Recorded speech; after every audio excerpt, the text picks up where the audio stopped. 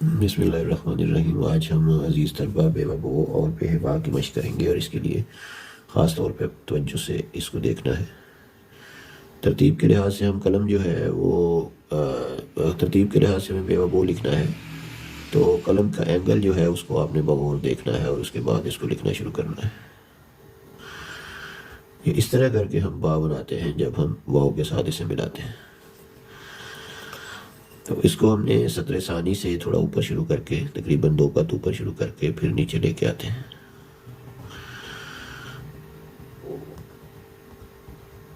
फिर हल्का सा कर्व दे के फिर हम इसे आगे वाव के साथ मिलाते हैं।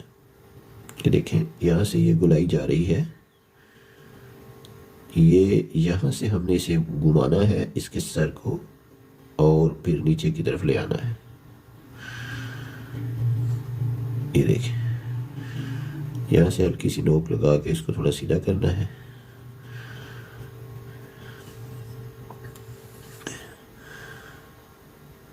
और फिर इसके बाद इसका पाँव बनाना है, जो कि हम आमतौर पे नोक से बनाते हैं।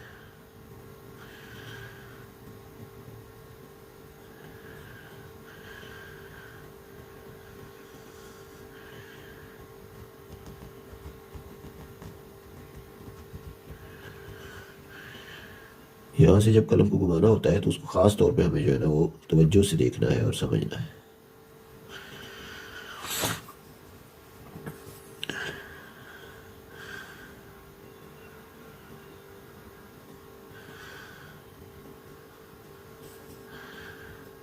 इसके बाद बेबा जो है उसकी शक्ल इस तरह करके बनाएंगे। ये एंगल देख लें, वाओ बेवा बो में एंगल कुछ और था, इसमें एंगल कुछ और है।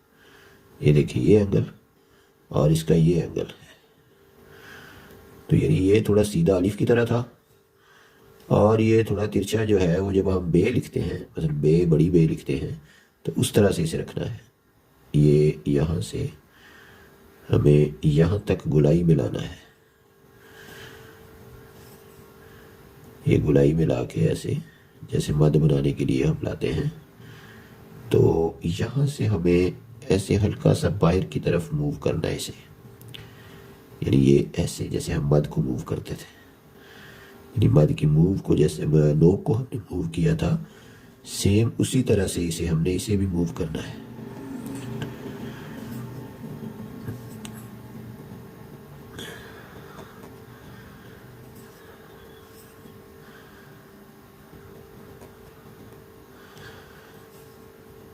जिसकी पैमाइश करते हुए हमें जो है यहाँ से 2 कत लाइन तक यानी सतरे सानी तक 2 कत, ठीक है।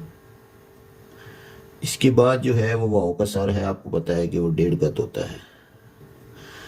उसकी पैमाइश हम इस तरफ से कर लेते हैं ताकि वाज़े तौर पे आपको नज़र आ सके। ये देखिए, यहाँ हमने ये कत लगाए और यहाँ तक ये वाव का सर हो गया। इसके बाद हमारी जो पैमाइश टोटल बनती है वो 2 कत ऊपर हो गई बा की, और ये 2 कत नीचे, और यहाँ तक जो है वो आधा कत। तो इसका मतलब ये है कि हमारी टोटल पैमाइश 4.5 कत बनती है, ठीक है, 4.5। और इसका पाँव जो है वो यहाँ से 1.25 कत, आपको पता है कि होता है रे का भी, वाव का भी, दाल का भी। तो ये जो डिस्टेंस है वो 1 कत रखना है। मतलब ये वाव के सर में और पाँव में 1 कत का डिस्टेंस होता है, ठीक है। जब हम वाव को इसके साथ ऐसे बराबर करते हैं ये, तो इधर जो डिस्टेंस है वो भी 1 कत है। ये जो चीज़ें हैं इनको अच्छी तरह से समझें और कतों के साथ मशक किया करें, क्योंकि कतों के साथ मशक करने से जल्दी फ़ायदा होता है और बंदा अपना एनालिसिस खुद कर सकता है। यहाँ से ये बा जो है बेहबा जो है उसका ये 1 कत यहाँ तक नोक तक जो है ना आपने इसकी गुलाई बनानी है। नोक से मुराद जहाँ से हमने कर्व दिया था, और ये जो कर्व है इसकी मूवमेंट ये होगी, देखें ऐसे करके होगी गुलाई में। इसकी मूवमेंट को अच्छी तरह से समझ के करना है। अगर हम इसकी पैमाइश करें यहाँ से यहाँ तक तो ये 2 कत होगी।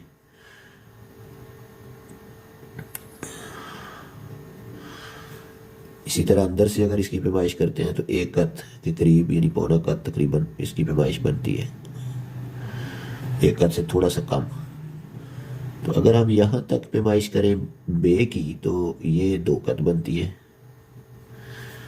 ठीक है, ये 2 कद।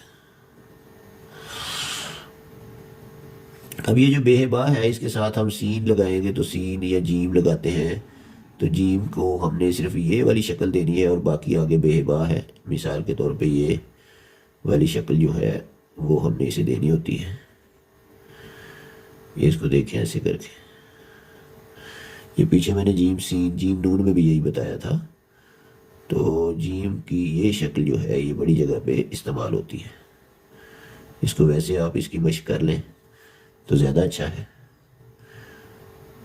ताकि ये जगह जगह जो मुख्तलिफ जगह पे आके इसने जीम ने अगले असबाक में लगना है वो आपको अच्छी तरह से समझ आ जाए। अब ये इसके तकरीबन बराबर आके हमने इसे कर्व देना होता है, ये देखें ऐसे करके, ये चीज़, ठीक है। तो इसकी अच्छी तरह से मशक करें, इंशाल्लाह फिर अगले लेसन में मिलते हैं। चैनल को लाइक, अगर ये वीडियो पसंद आए तो लाइक और सब्सक्राइब करना मत भूलें। बहुत शुक्रिया, अल्लाह हाफिज़।